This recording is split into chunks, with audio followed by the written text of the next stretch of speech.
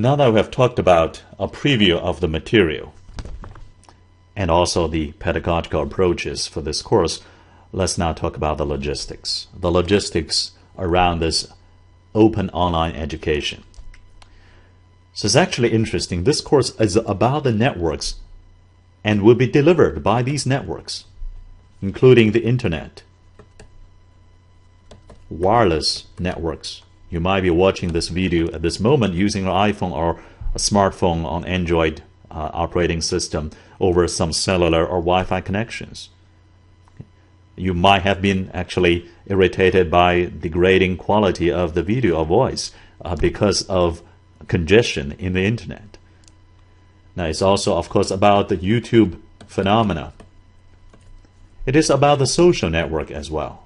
Okay, this is a social learning experience, and it's precisely because of this social network that we can allow a self-scaling property that can scale up the resources.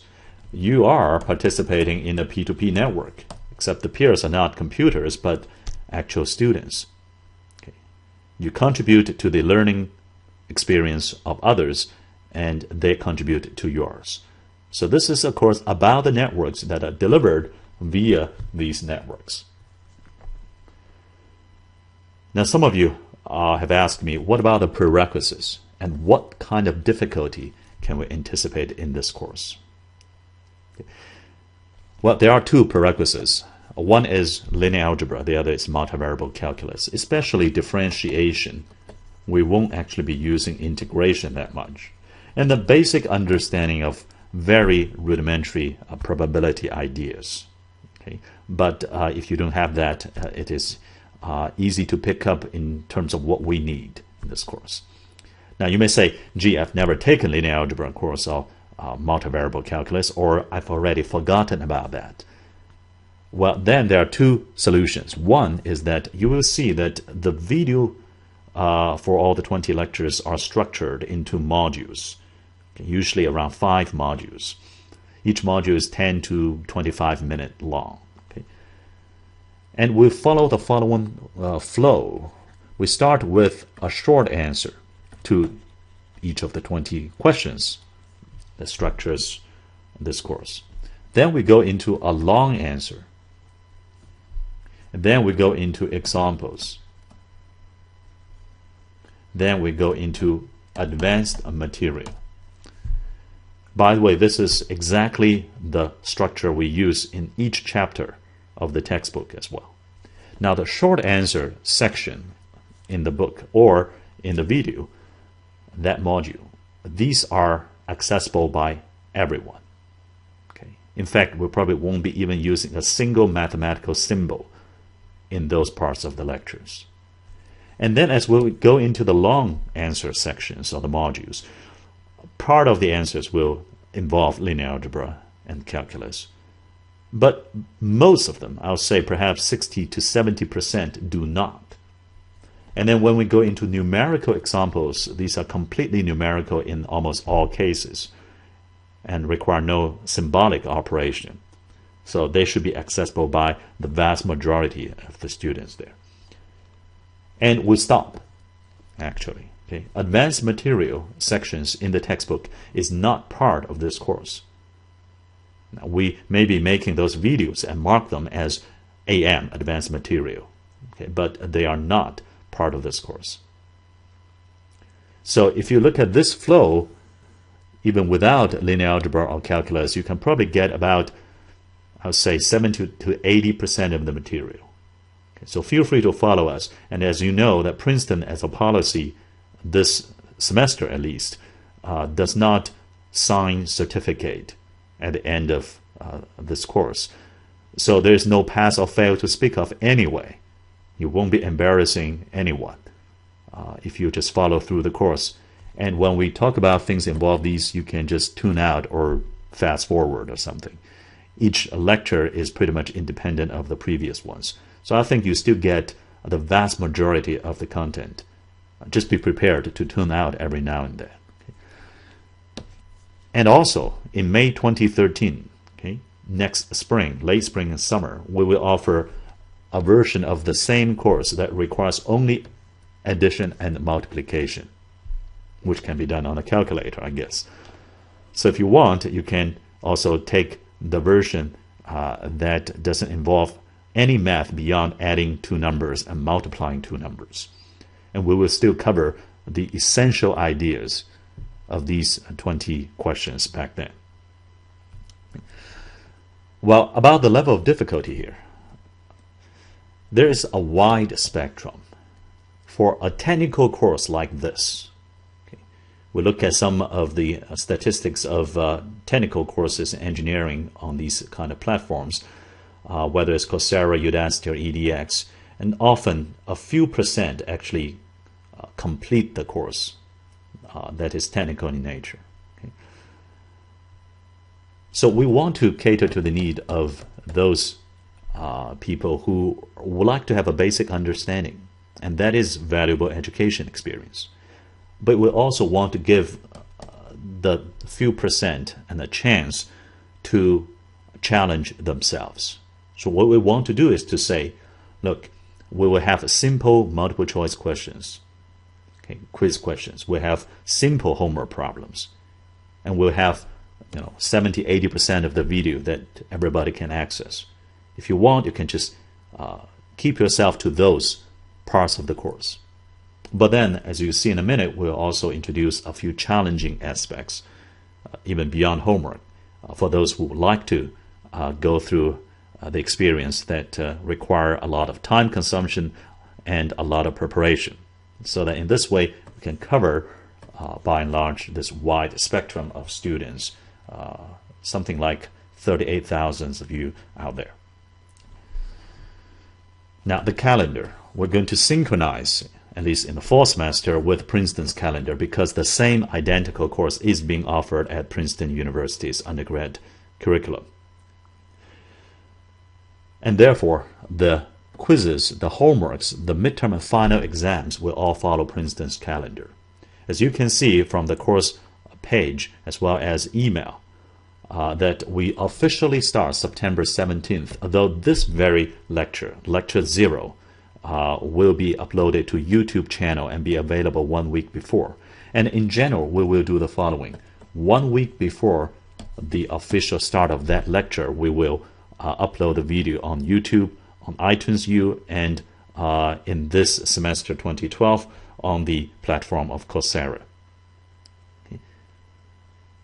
And the real lecture, today is not a real lecture. Lecture 1 starts September 19th at Princeton.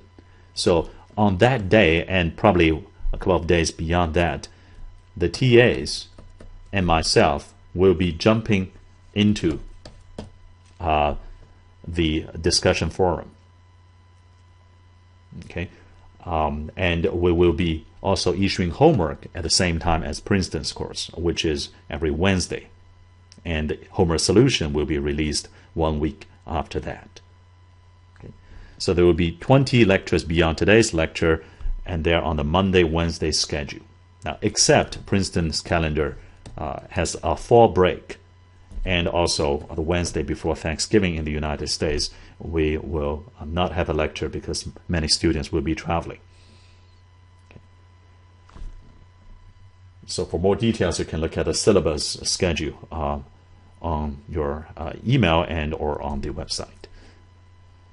Now, of course, we'll be using Coursera this fall semester 2012 for the videos, for the homework, exams, and very importantly, for the discussion forum.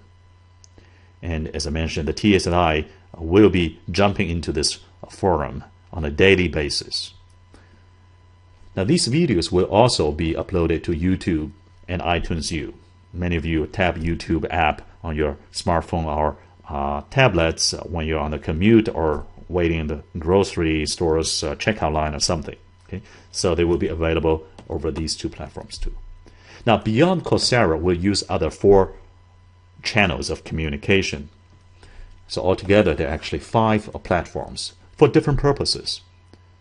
Now, we will be building an archival quality wiki and blogs. So if you have a question about this homework problem, if say, gee, is that a typo in that homework assignment? Please go to discussion forum. But if you want to actually write a textbook, then come to this website, network20q.com. This is official class website, and we will be building a archival quality wiki student-generated course material. If you want to write blogs, because if you look at the list of 20 topics, not just topics that we're focusing in a particular week, but any of these 20 topics. Okay, you open a newspaper, a radio, a TV, even movies these days. Every day you see many interesting stories relevant to these 20 questions. And we welcome your blogs. Okay, so we want to take the network20q.com blog as a platform to aggregate interesting contents generated by students like you, both for wiki and for blogging. And how do you access this? Well, you can use your Coursera username and passcode, and you'll be able to have access to write onto the wiki and the blogs here. So I encourage you to go take a look at network20q.com today. The third platform is Facebook. So please subscribe to me. You can find me, Meng Chiang, on Facebook.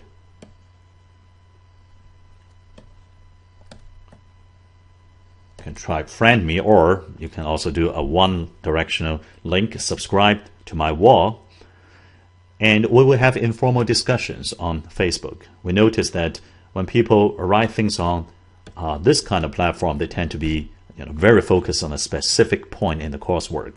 When they write on Facebook, they tend to free flow. Okay? And we like free flow. We also use Facebook for Meetup. Okay? I know there are some local chapters for Coursera students, and we want specific study groups for this course. So we'll be setting up local chapters, and the way to work, we'll come to that in a minute, and it will be operating on Facebook. The fourth channel is, of course, email. Okay. My email is chiang.coursera@gmail.com. That's where I'll be emailing from, and please feel free to email me as well. Okay. Now, when it's some quick message I want to communicate to you, I'm going to use Twitter. After all, this course talks about Facebook and Twitter and Wiki, so let's use them. Please follow us at Network20Q. And if you want me to send something out, retweet, just direct message me. And if something indeed of interest to the class, I will do a retweet. So for fun and quick communication, we'll be using Twitter. In summary, Coursera, course website, Facebook, Twitter, and email for different purposes. What about the textbook? This is a recommended textbook. And I hate to say it's actually written by the same guy, by myself. And it's recently published. How recent? It's like published a couple of days ago by Cambridge University Press. And now you can purchase it either on cambridge.org or on Amazon. And I don't know what's the discount Amazon gives, but cambridge.org, their discounted price is something like $40. Okay. So this is a 500-page textbook that was written explicitly to go with this course. It was written at the same time that this course was developed. And the 20 questions and answers follow exactly the order of this course. Now, more interesting perhaps, said books, not a single book, is that we will be writing a book together, you and me. The wiki of archival quality that I just mentioned on network20q.com webpage.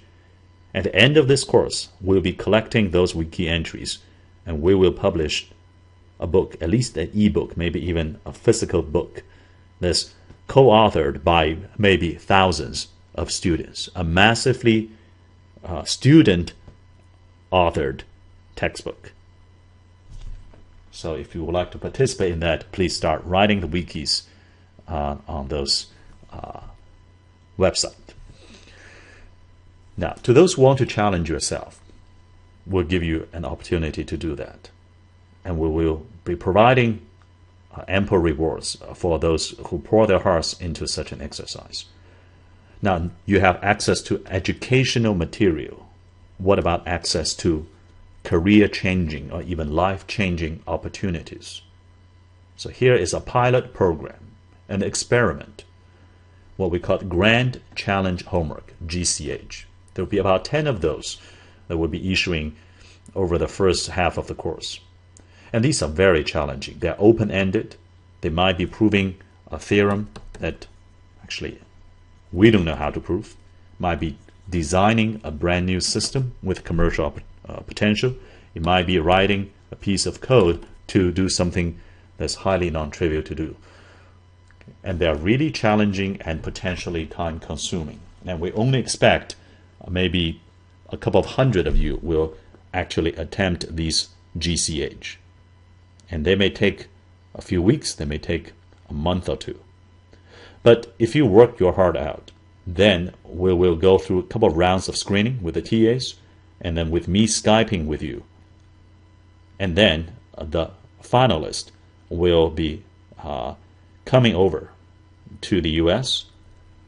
At Princeton, I will fly in some of the finalists. And maybe in my research lab at Princeton, we would like to engage you one way or another, a student, a contractor, a visitor of some kind. And I have also lined up a pilot program of IIP, Investor and Industry Partners. Now, there are about 5 venture capitalists and 5 leading networking companies, from world-famous research organization to startups founded by major figures in the industry. And these 5 VCs and 5 networking companies have agreed to work with me on creating GCH content and to screen the finalists. And if they like what you've done, they may also fly you in. Maybe you together create a new product. Maybe you together create your own company. So just wait for the signal when GCH will be coming your way. We'll be announcing them in the coming weeks. And to all of you, not just those who would like to try it out on GCH, to all of you, we'll be offering what we call kudos, because Princeton, as a policy this semester at least, does not offer signed certificate.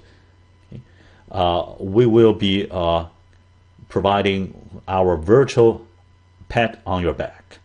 If you do a really nice jobs on blog, on wiki, and coming up, we'll be announcing interesting projects and experiments.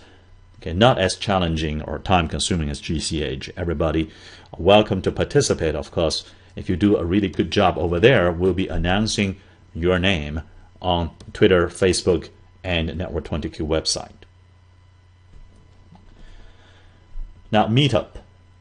This is an online platform, but sometimes you cannot replace face-to-face interactions. So if there are interests in forming study groups for local chapters, okay, in the same city, in the same university or corporation, then please let me know by email, for example, and I'll set it up on Facebook with an open group. Okay, create an open group on Facebook, for example, Network Friends Money Bites study group in Los Angeles, in Mumbai. And anyone, because it's an open group, can sign up, and you guys then can decide if you want to form a study group to get together on a regular basis. And I'll be traveling extensively, so anytime I travel to a city, I will let the group know and see if there might be interest to get together, grab a drink together, and have a face-to-face discussion of the material and the pedagogical approaches in this course. So just let me know if you'd like to have me create such open groups on Facebook. Now, finally, what's going on at Princeton University then? Of course, it would be entirely weird if in Princeton I repeat the same video lectures that they can watch on YouTube anyway. So, the other side of the coin is flipped classroom, as in Khan Academy. So the Princeton students in my course, the undergrads, will be required to finish watching the video before they come to the classroom. And in the classroom, we'll be doing discussions and debates, like in business school and law school. We'll be doing demos and experiments, and we'll be doing guest lectures. So some of these guest lectures and some of the demos and experiments actually will be recorded. okay, subject to consent, and be made open to public. We'll put them on YouTube as well. Now, who are we then? And perhaps much more importantly, we want to know who are you. Now here's a list of teaching staff at Princeton. I'm Meng Chang. I'm a professor of electrical engineering at Princeton. And I've been here for 9 years since my PhD at Stanford. And we have Chris Brinton, Arpin Ghosh, Michael Wang as 3 wonderful TAs working very hard to make this a rewarding experience for all of you. And then we have also our Robert Warren joining us. We have Andrew Choi helping with the programming interfaces with Coursera. And Felix Wang is a PhD student who works on online social network in my lab and will be participating, helping out as well. Okay. And I want to acknowledge wonderful support from a lot of people, including a few undergrads and several graduate students who helped create this brand new course. Actually started just last year, 2011, at Princeton. Without their support, we wouldn't be where we are today in fall 2012, this September, to offer this to all of you. Now, what about you? Now, we want to understand who you are, and therefore, when the course website officially launches on September 17th, the same day as the course starts at Princeton campus, please participate in this demographic survey. We're going to keep it confidential, and we will only be asking questions such as, roughly which age group are you in, or what kind of education background do you have. We have no bearing on your performance on the course.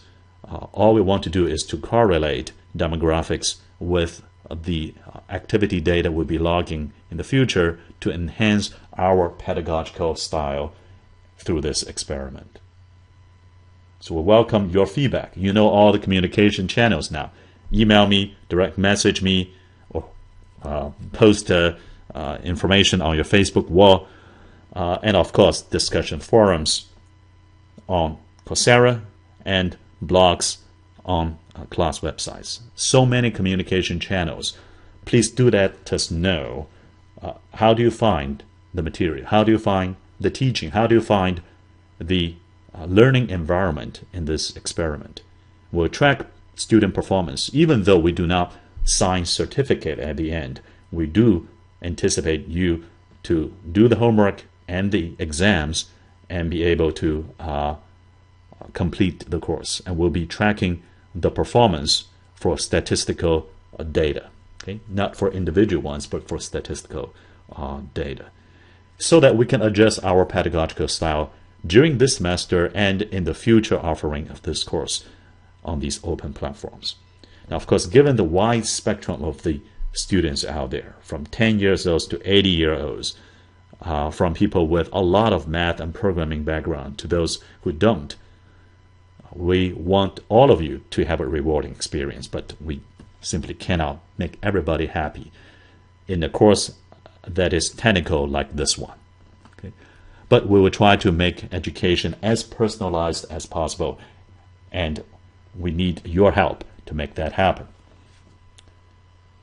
Well, each of these lectures, videos, is divided into around 5 modules. They add up to about, I'll say, on average 80 minutes, range from 70 to 100 minutes. And then the advanced material part in the future will add another 20 to 30 minutes. But that's not really part of this course anyway. As we come to the end of this Lecture Zero's video, I want to highlight that there are many interesting topics we'll be covering. Okay, so tighten your seatbelt. I'm going to enjoy the journey. And the more you pour time into this course, the more you will enjoy it. Okay, if I plot, your happiness in taking this technical course as a function of the time that you put in it, okay, it's actually an increasing function. And if I may postulate, it probably increases more like this. Okay, the more time you put in, the happier you are in taking this course. And the rate of increase of your happiness actually also goes up as you put in more time. Now we'll be talking about networks of many kinds, not just social network or economic network, but also the technological networks that provide the foundation of all those services. They run your life. Okay, just imagine a day without the more than dozen kind of networks on the first slide of this lecture. And you've got to know them. You've got to know the cool engineering artifacts. You may want to know some of the mathematical models that help you sharpen your understanding of them. But most importantly, you want to know the big ideas behind these networks. And as a course about networks and delivered via networks, we take a great amount of enthusiasm in this open online education experiment. As in any experiment, we don't know the results. The results will be partially driven by you. But one thing is certain. We know the days of lecturing to a closed-door hall is walking into the ash heap of history. We know the future of education will be personalized. The future of education will be intertwined with these networks. And these networks, these 20 questions, the questions that I wish I knew the answer back 1 or 2 years ago, will be the subject of this course.